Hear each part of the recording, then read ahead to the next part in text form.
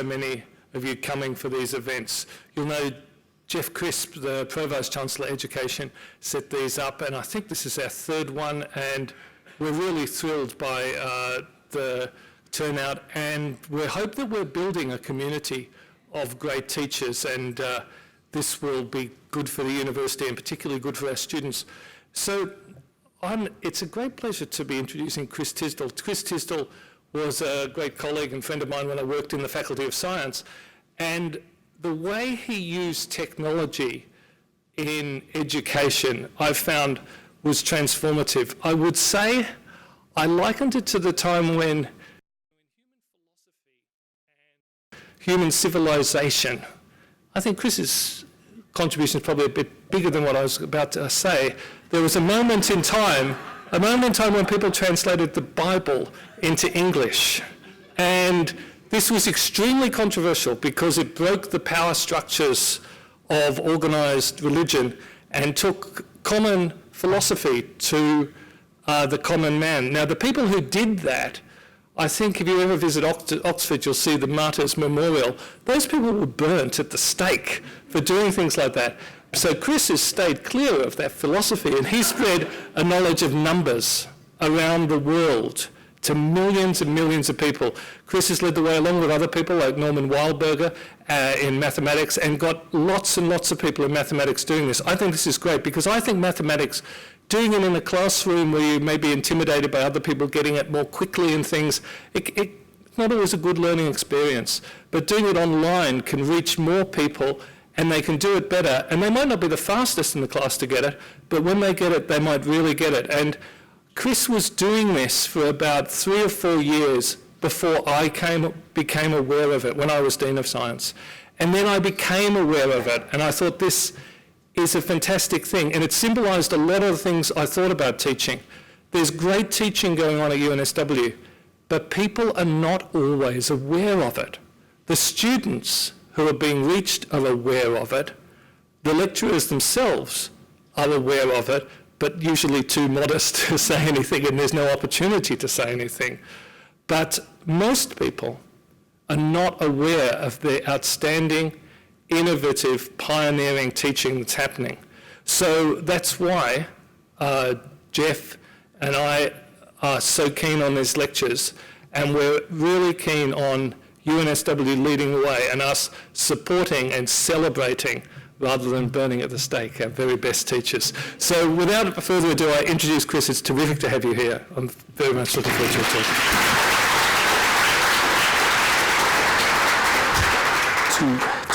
So hello everyone and welcome. Thanks for coming out. Everybody works a full day and you come to an event like this. So just know that your presence here is really appreciated. Now this is my first public lecture. So that means I don't really have any rules to follow. So there's no rule that says a public lecture cannot be engaging. And there's no rule that says a public lecture can't be fun or interactive. Am I right? Yes. Okay, good. So I need your help though. I want this to be more of a conversation than me getting up here and going, you know, isn't this great, blah, blah, blah, blah, blah. Okay, that requires some participation on your part. So I'm going to go out on a limb here. Could you raise your hand if you're willing to participate in tonight's event? Excellent. Thank you.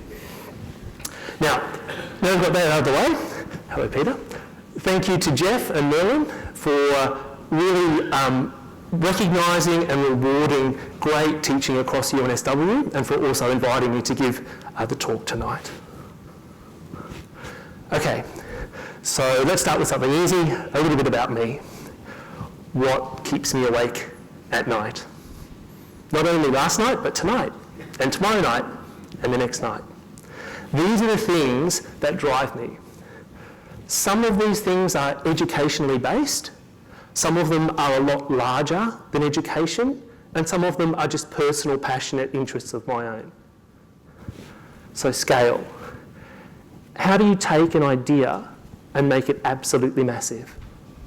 In education, you might be teaching a large lecture theatre or a large group of online students. How do you touch everybody in the room? Flexibility and personalisation. This is kind of the flip side of scale. Now, a one-size-fits-all doesn't work.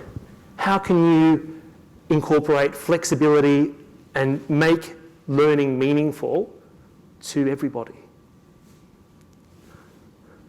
Feedback. Feedback is not just students getting feedback. As a teacher, it's also enabling feedback on how you can improve your educational practice. Openness. Now, openness is not necessarily an educational virtue, although many universities are moving towards openness in learning. To me, openness is far bigger than education. Openness is a public right and a public good. Transparency, accountability, they can all be facilitated through openness. And lastly, diversity and inclusion. My personal view is that everybody deserves access to learning on a level playing field. We should be including people in education, not excluding them. So that's what drives me. That's what keeps me awake. That's what keeps me going. So what do I mean when I say a level playing field? Well, I'm glad you asked. In this talk, I'm going to frame the term level playing field around the following. A situation in which everybody has the same chance of succeeding. So you look at that picture and you go, well, it's not really level, is it? And that's part of the challenges that we face in society.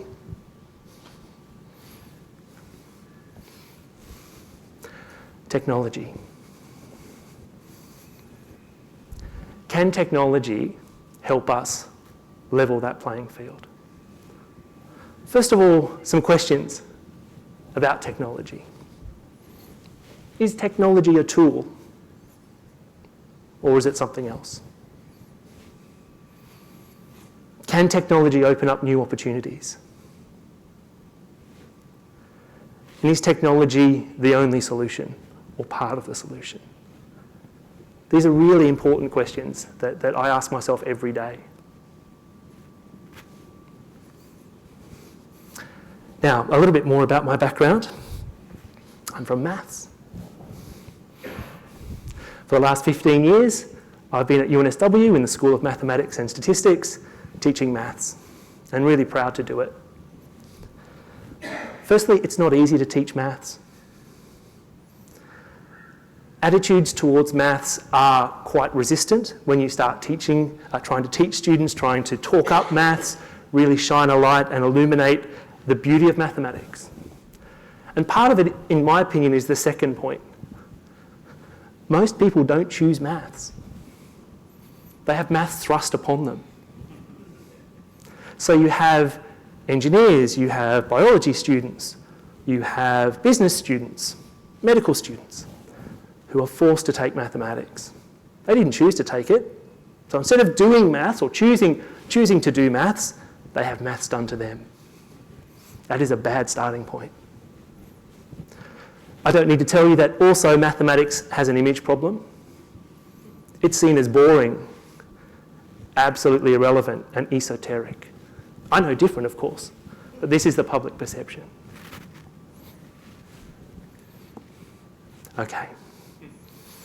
So, I've tried to do something about it.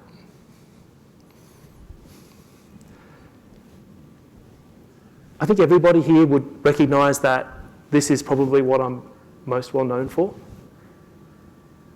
10 years ago, along with people like Norman, I started doing YouTube. And you can see that there's a snapshot from an early one. I don't quite look like that anymore. I do understand that, right? But you can see the camera's not straight, right? The sound is terrible. I think in that particular video you can hear an air conditioner going outside the window.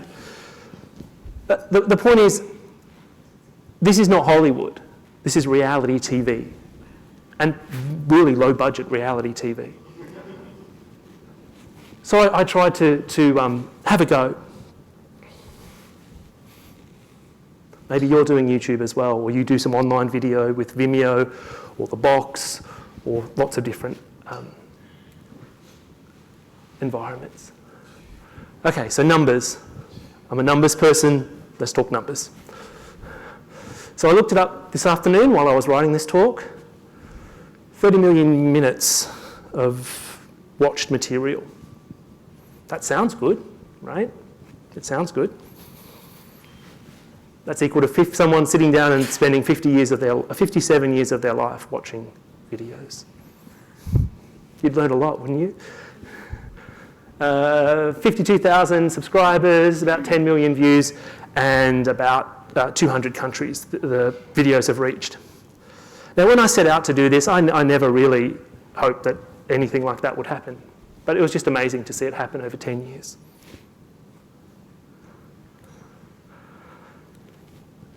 Now, probably my first big break was to be recognised by Google and YouTube as a company and form a partnership with them. So 7 years ago, Google approached me and they said, look, we like what you're doing with these videos. They didn't say they were good, but they just said they like what I was doing. Would you like to be part of our YouTube Edu consortium? This was early days, still in YouTube, where YouTube would partner with various institutions, mostly in the US. So you can see some of the names up there, USC, Yale, UC, Harvard. And on this webpage was a ranking. Most viewed, most subscribed, biggest impact. So I logged on, okay, great. So I worked out pretty quickly that I was competing with these universities. I couldn't believe it, right? I couldn't believe it.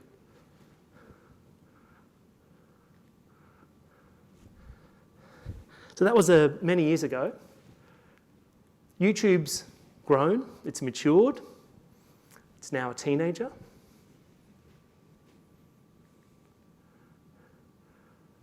One thing, when I introduced the YouTube videos, some colleagues were very supportive and some wanted a little bit more evidence.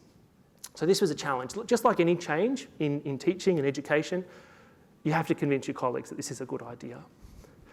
So one thing I did was to actually go back and study what I'd done with these videos. Okay? Because academics, educational leaders tend to listen to evidence. So here are some questions that I asked myself. To what extent do students use these YouTube resources? If they're using them, how are they using them? What's the nature of their engagement? Do the students find them useful? And what can we recommend based on these? So I set up a 5-year study looking at all the data from 5 years. Now, in online terms, 5 years is a pretty long time. Yeah? There wouldn't be many studies out there that look at 5 years worth of data online. Okay, so I created these videos, freely shared them. They were in addition to the stuff that we would do in class. They didn't replace them. And I just said, look, to the students, what do you think?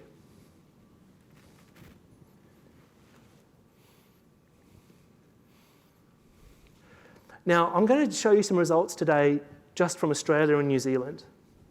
I can do the worldwide ones. They'll be for a later date. But this is just something that's close to home, that's sort of national and crossing the Tasman. So I looked at 5 years worth of data. I looked at watch time. How long are people watching for? Then I asked the students, what do you think? Do you think that this is helpful? And I also looked at comments. Okay. All right. So over 5 years, I asked 854 UNSW students. Overall, this is the question was, overall, are you satisfied, or I'm satisfied with that the YouTube videos were a valuable learning resource? People look pretty satisfied, right?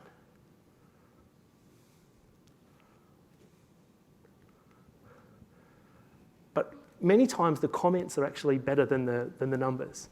So looking at common themes, pulling out feedback on how students use them or where they saw benefit. So one was as a revision tool. So there'd be an assignment or a test coming up, an exam, and they would go to the videos and watch them.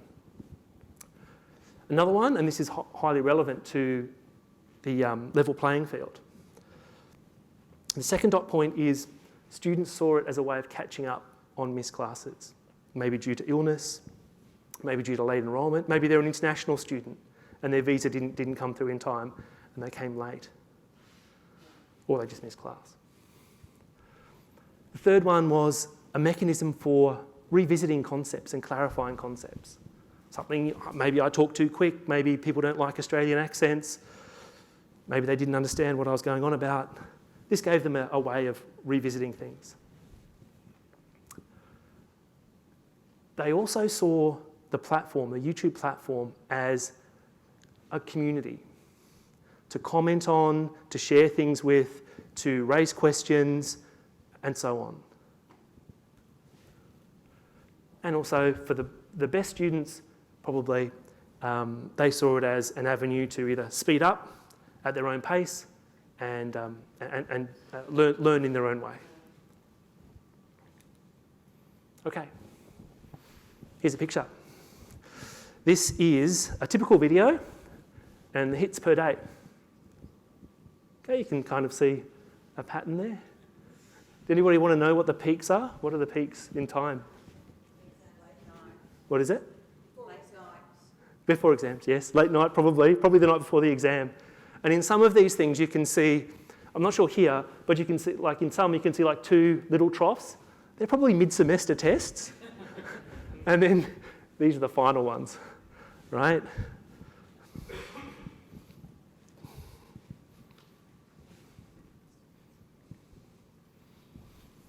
Another question I asked myself was, okay, we can find out when the students are watching these things and how long they're watching for, what they're doing.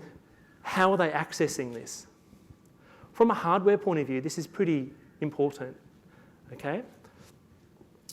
Early on, when I started measuring this, or when I could measure it on YouTube, you can see smartphone, tablet, pretty small, but each year they're growing. So if you total that up, you're looking at about over 12%. So people are no longer necessarily sitting down at their desktop, punching in youtube.com and watching. Right? They're on their phones, they're on their tablets, they're on their laptops.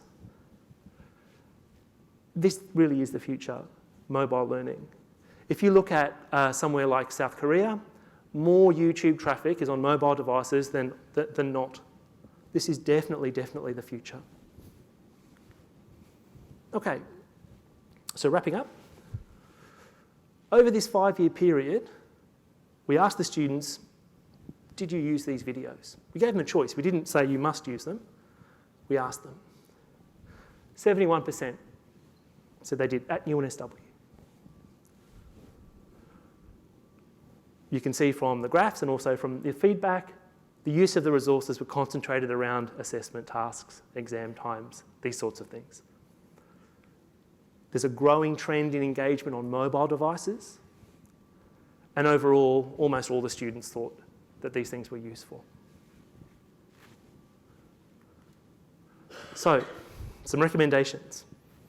After these recommendations, we're going to have a few questions. Firstly, the first one is, if you build it, students will come. Now, that's a little bit dangerous to say that because you could plough all these resources into building something and nobody shows up. But it's worked for me. I built it, they came. I think if the students see value in it, they will come. Secondly, you don't get a Nobel Prize for the second one, assessment drives activity engagement. We all know that. And the third one is get ready for the small screen, mobile learning. Okay? If you're designing videos, if you're designing learning materials, mobile learning is so important. Okay? Now, shameless plug, further reading. I'm going to pause. That's the end of Act 1 in this public lecture. Questions? Yes, Pej. Do you have a mic? Can we get a microphone to Pej?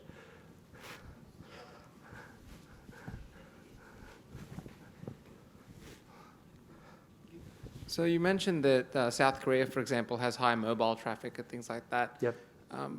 So this could basically, it's got a nice global approach to it where you can view these anywhere in the world. There's some projects from Facebook and companies like that trying to get internet into third world countries. Do you think this would be suitably applicable for those kinds of regions? If we look at the whole idea of small devices, you can't have a desktop in the middle of the desert, but little phones and things like that. Do you reckon it's applicable? Yeah, that's a good question. I think it is. If you look at Africa, smartphones are really growing there in a huge way. So banking, education, and so on. I'm sure people in the room would know a little bit more about this than me. But yes, I think that's certainly hugely applicable.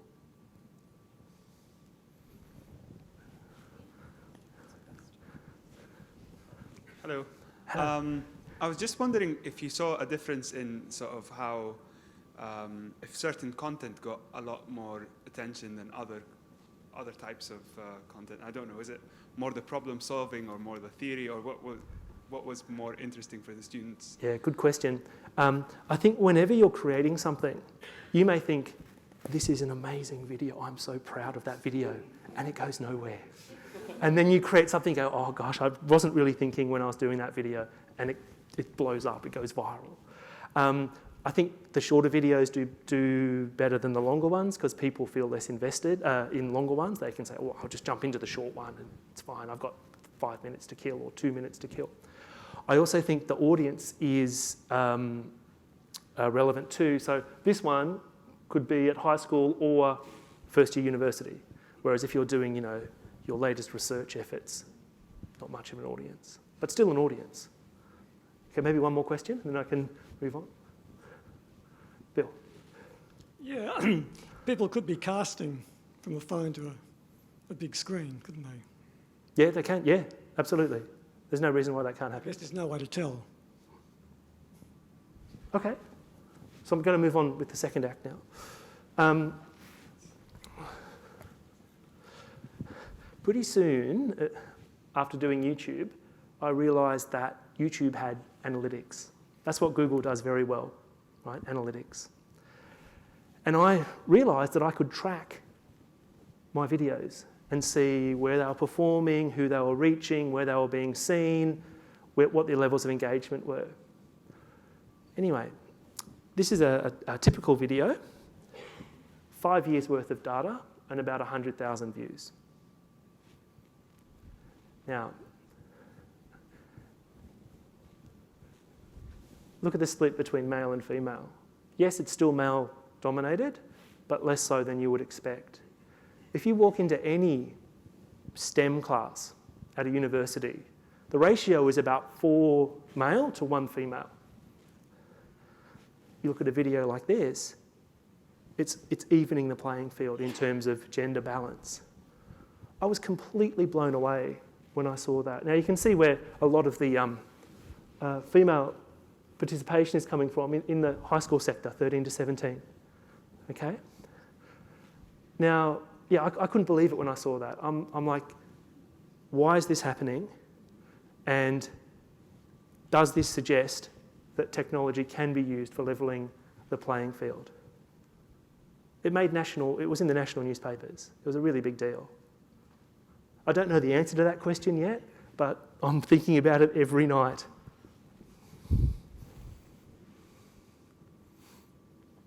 Okay, 57,000. Anyone know what that number represents? No, not subscribers. Good guess though.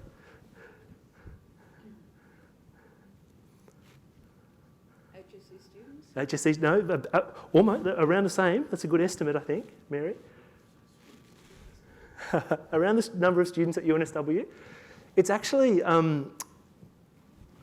the number of calculus books that returned when I did an Amazon search.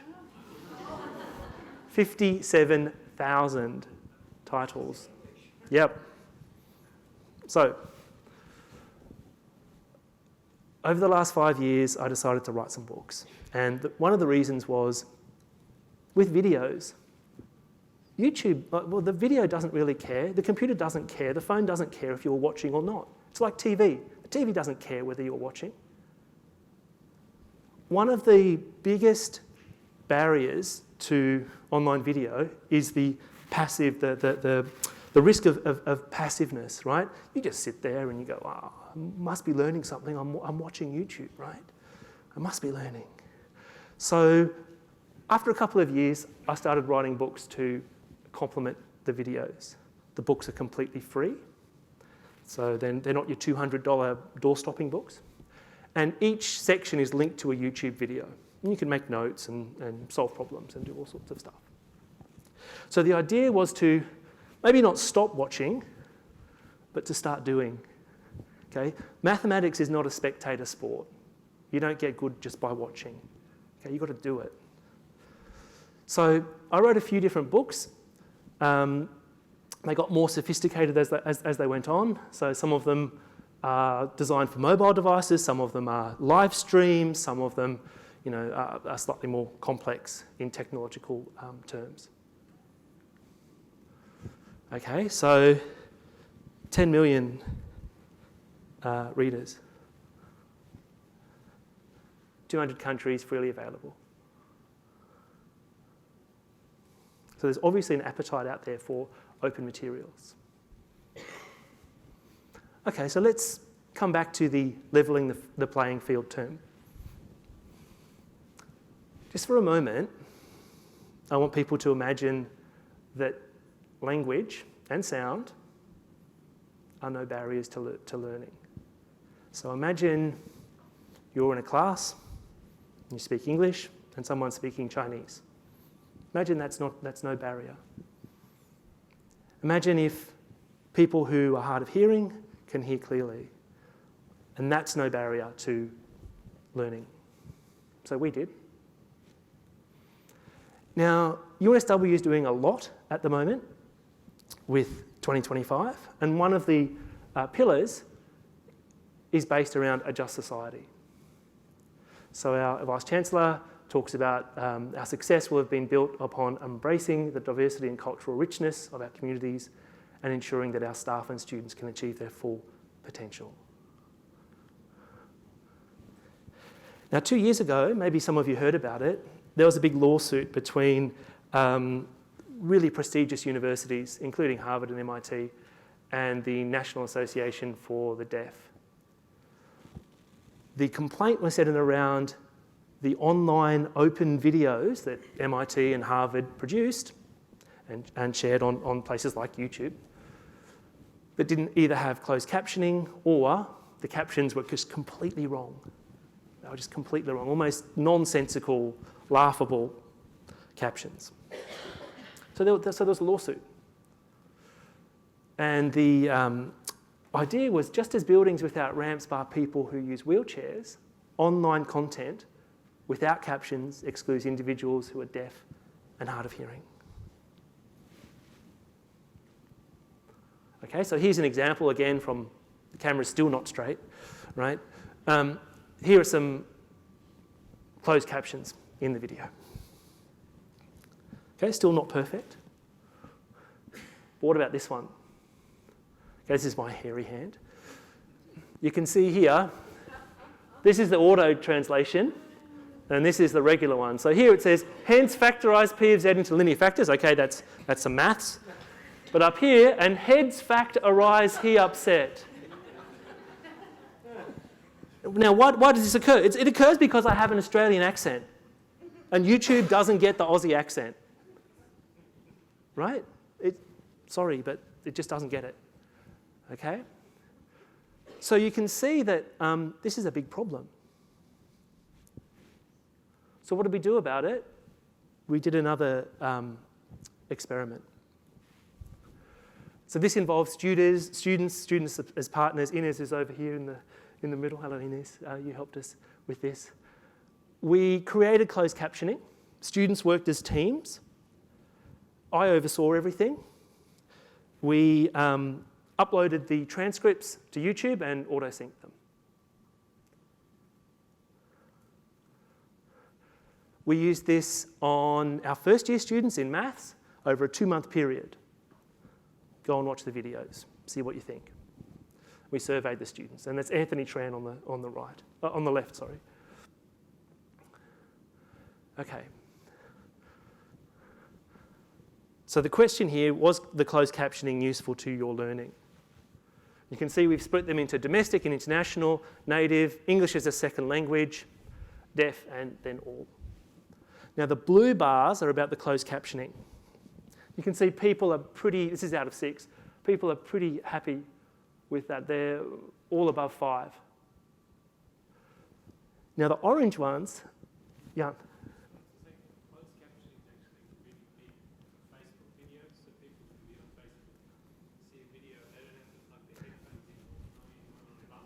Exactly. So yeah, exactly. So Jan, if I understand you, you're saying that closed captioning is like popular and important for all sorts of people. Is that right? Thank you. What's the orange bars? Well, again, I'm glad you asked. The orange bars are translations. So once you theoretically get the closed captioning right, Google Translate can translate things for you. Now, if you've ever used Google Translate, it's not accurate, right?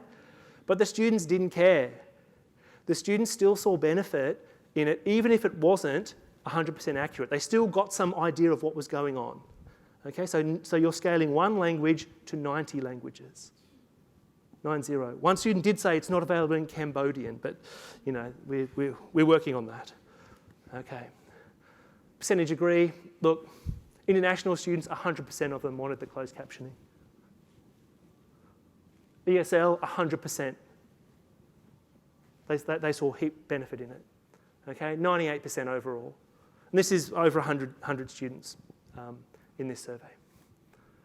Okay, so, Jan, the educational benefits do go way beyond traditional markets, if you like, traditional groups. Closed captioning is not useful for hard of hearing people, but for everybody. People would say, oh, look, I'm on the train, I left my headphones at home. I can still watch your videos. Okay, so here's some of the change that we'd like to see. First of all, national guidelines on closed captioning for online video and further discussion around best practice and scale for closed captioning and online video. Really important. Again, shameless self-plug. Okay.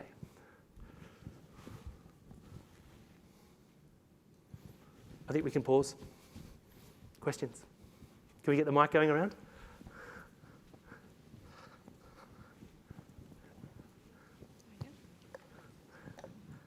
Who won out? Yep. Hi, Chris. I've been looking forward to your presentation. I work for Aspire at UNSW, so working within disadvantaged communities, and I was really interested in levelling out the playing field if you've got any experience using technology in low socioeconomic areas to help with education. Yeah, so this is a great question. Technology, sometimes we feel that we're opening up new pathways to help disadvantaged, low SES people, when in fact we may actually be putting up barriers. The assumption is everyone has a smartphone, everyone has the internet. I went to a conference a couple of years ago where people from India were saying, how do we do an online course when there's no internet? So the challenge is great, and I think we need to be careful that the assumptions that we make aren't excluding the low SES and people who you're talking about. So yes, I do have some experience, but I think it's important not to exclude people. So yeah. Maybe one more question?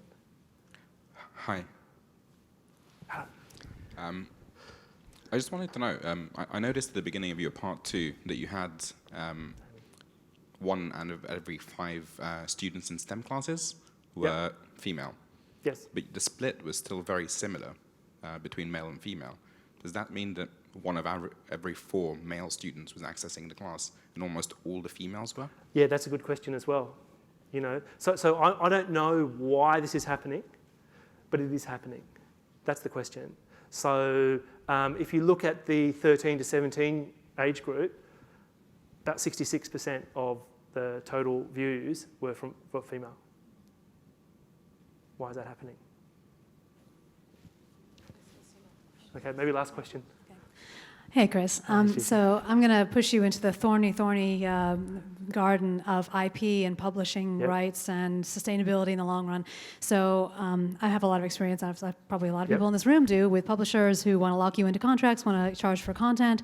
And we've even in my school had a pushback against that to the point of collecting open source resources that can be used as a substitute for publishers' materials in case they become so impossible to deal with that, you know, it's just not sustainable.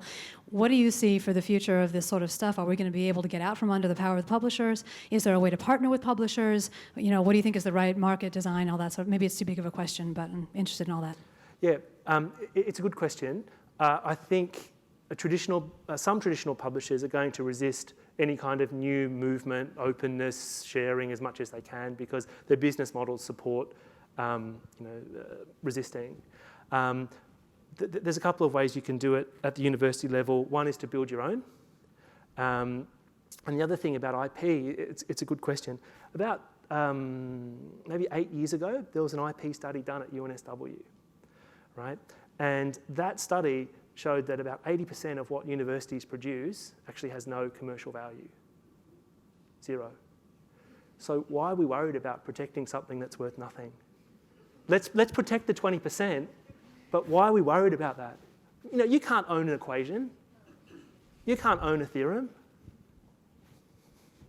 Okay, back to it. All right, good. Okay, openness. It actually segues really nicely in with what we were just talking about. Openness, I think, is important. Openness is misunderstood. Some people say, well, you know, we're going to solve the world's problems with openness. We'll give everybody access to all this huge amounts of material and they'll be fine. They'll just learn on their own. But what does open really mean? Open doesn't necessarily mean free. Open doesn't necessarily mean that there's no business models. You can have a very strong business model and still be open.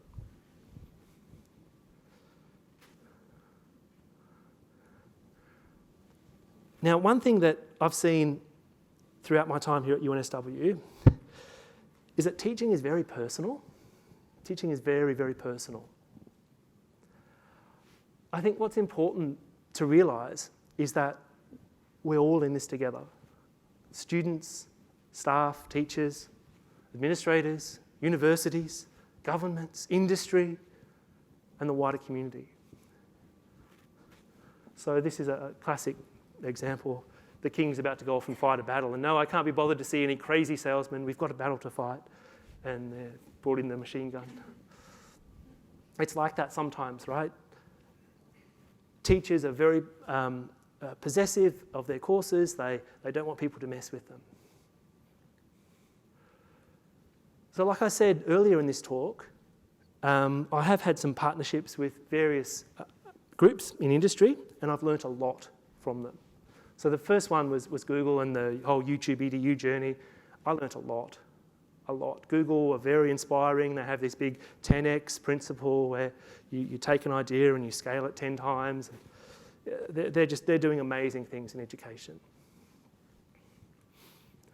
If you've seen any of my videos and my hairy hand, this is what I'm working on, hardware, Elmo document camera. So I worked with Elmo, who are a Japanese company, to redesign their document cameras. Again, I learnt a lot.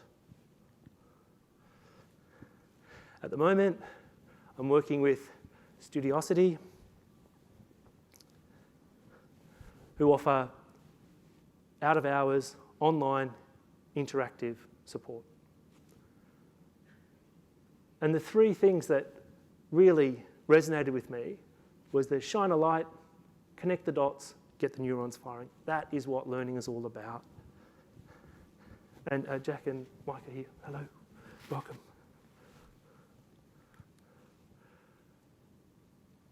Lastly, in the last few months, I've been working with a company called Academy.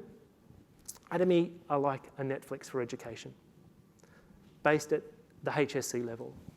So you can go on, you can look at their videos and really nail the HSC and the state's equivalents.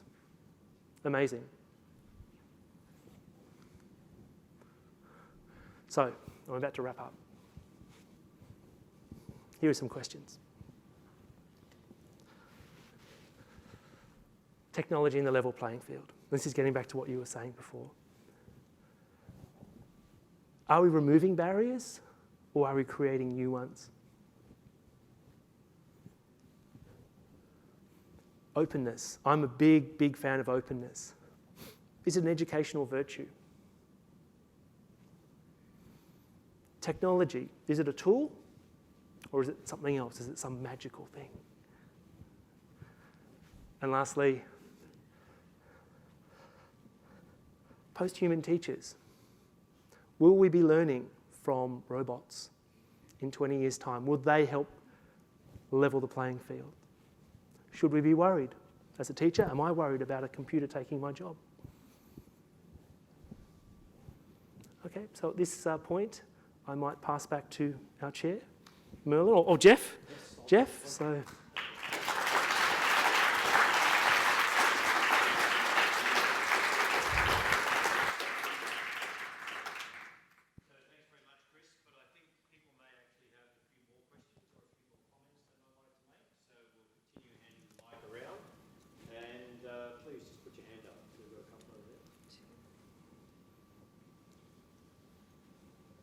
Hi, my name is Richa. I work with the Learning Environments team here at UNSW. I'm pretty new here. My question is around, so you're talking about openness in education and accessibility and availability. And yes. I'm a big fan of MOOCs, of online education, all of that. But something that I've struggled with is adoption of it in the mainstream. So it's all great for students to learn. There are lots of online courses now available, but the industry has still not accepted that, and it's still almost a necessity to have a traditional university degree. Although it's possible to learn even better without going to a traditional university. So what are your thoughts on that, and how can that change where the industry actually starts adopting? Yeah, that's a really good question. So I think it will take time. It will take people to buy into MOOCs and badges and self-paced learning and things like this. That will take some time. I think also, you made the claim about people learning better sort of in their own time by themselves. I think that has to be really brought to the forefront and some research has to be done on that, or it has to be better communicated. And I think also it depends on the field. So, for example, I was at ANU the other day, and they were talking about their liaising with industry and their computer science students. Some of the computer science students don't need to go to university; they can just go and get a job straight away. That's the strength of the market at the moment. So, I think it will take time. I think the message has to be communicated, and there has to be some evidence to back it up.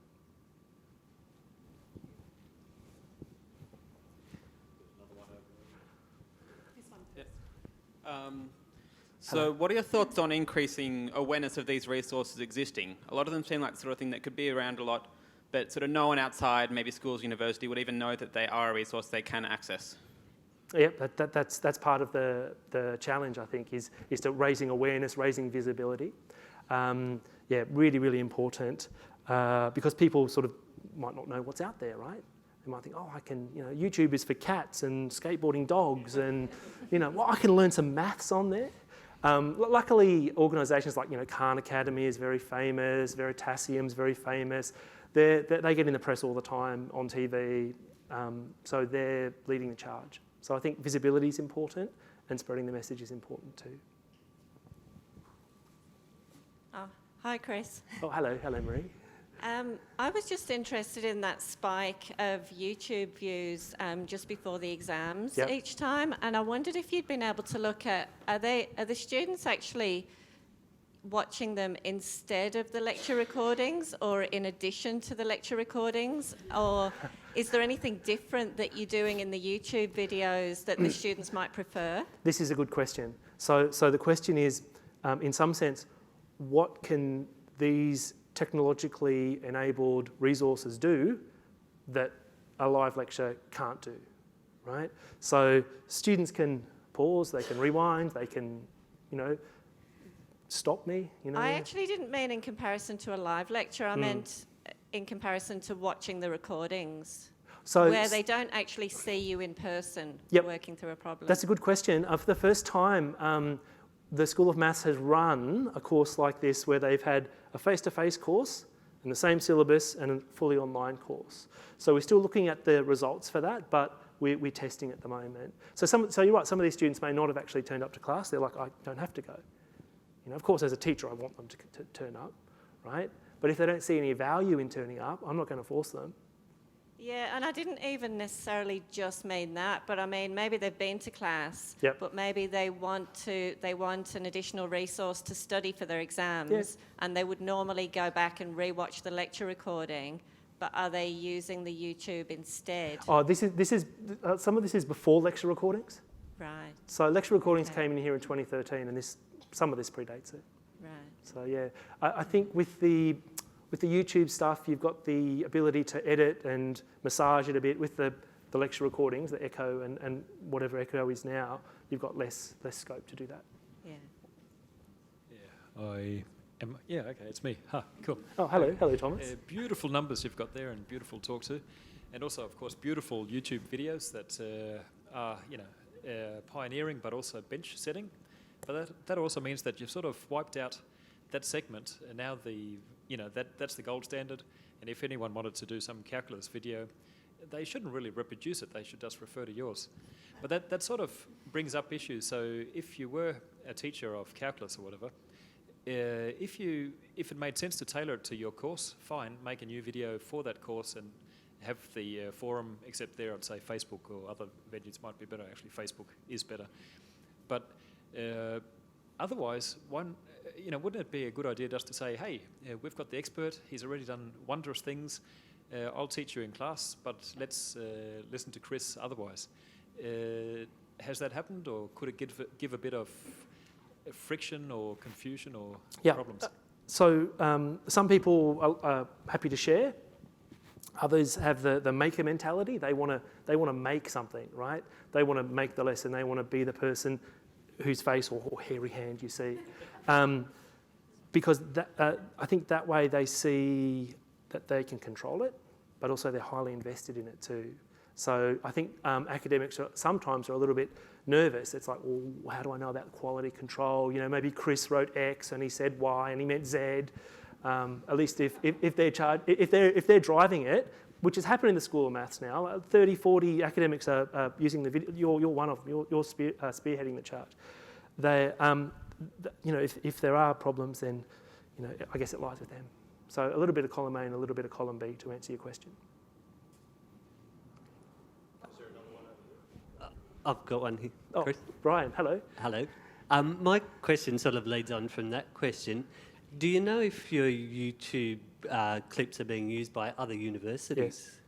Yes, so you can see where in the world these are clicking on, if they've come in through certain links or certain sites. So yes, so the answer is yes. And not just from the analytics, but people write to me. They say, look, we use this in the Caribbean, or we use this in Turkey, or we use this in Johannesburg, all the time. And the whole thing's branded UNSW Sydney, and your clips are all branded. Oh, some of them are. Some of them are. Yeah, some of them are. I have many on the UNSW webpage. So yes. Chris, hi.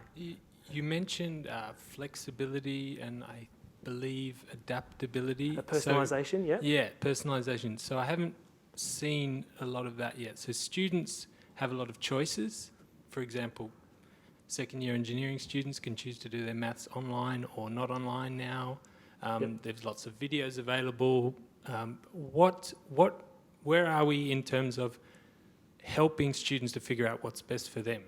Yeah, that's a good question. I think it's helpful if people understand the different ways that they learn. Do you know what I mean? Not everybody knows that yet, right? So somebody might be quite happy to sit in a lecture passively and they might learn heaps, right? Others might think, no, I want to do this at a location and time that suits me, right? So I think certainly helping people to understand if they have a certain learning style and how to support that, I think is very important. So I don't think I've worked out how to do that yet.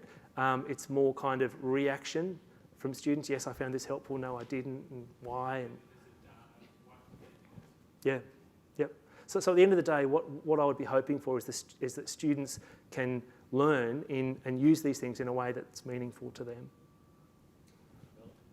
Chris, as you and others do more and more and more, it's related to some other people's questions, the discoverability of what the student really wants in order to pass their exam becomes more and more difficult because they'll have 1,000 different videos to choose from, and they might be interested in set theory, but they accidentally look at group theory, Yep. because they don't know all the terminology. Are you very careful with your indexing and description so that, because you're obviously attracting people from all around the world, not just in your classes where you've set the syllabus. How do you handle things which are lost in plain sight? Yeah, I think I think it's called tagging, Merlin, where you put these keywords in for your videos. It's really important because you want people to be able to navigate in a sensible way. I think it's called wayfinding.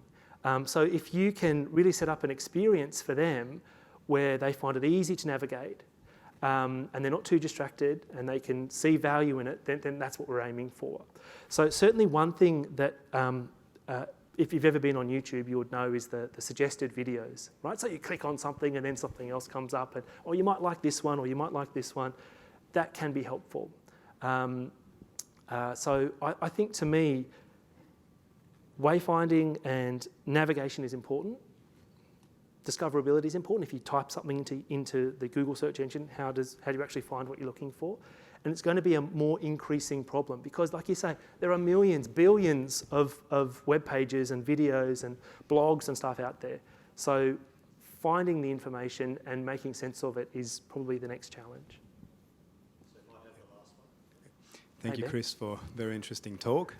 I have a question that relates to quality and openness.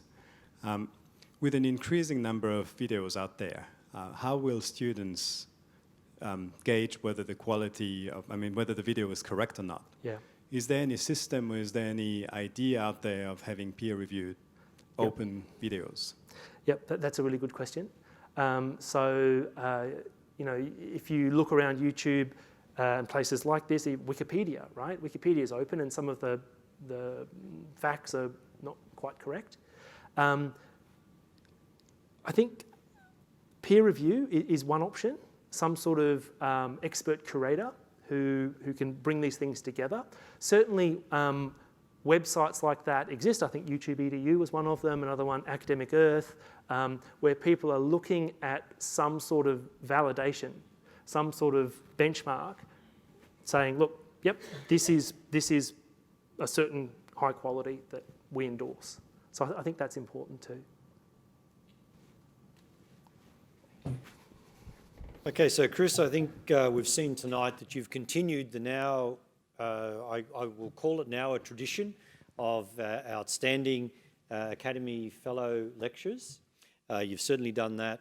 You've continued the tradition of a thoughtful and insightful presentation, and it was a conversation, and I need to congratulate you on that as well. I love some of the comments, though. I'm not sure how many other people. I made a couple of notes here. I love this idea of the people have maths thrust upon them. And one might say that about many of our first-year courses, I think. People might think they've had it thrust upon them. Although I do like the comment you made about low-budget reality TV. And I now think that all of our courses should be actually designed in exactly the same way we do low-budget reality TV. And I think it would make it far more entertaining for our students if we could do that.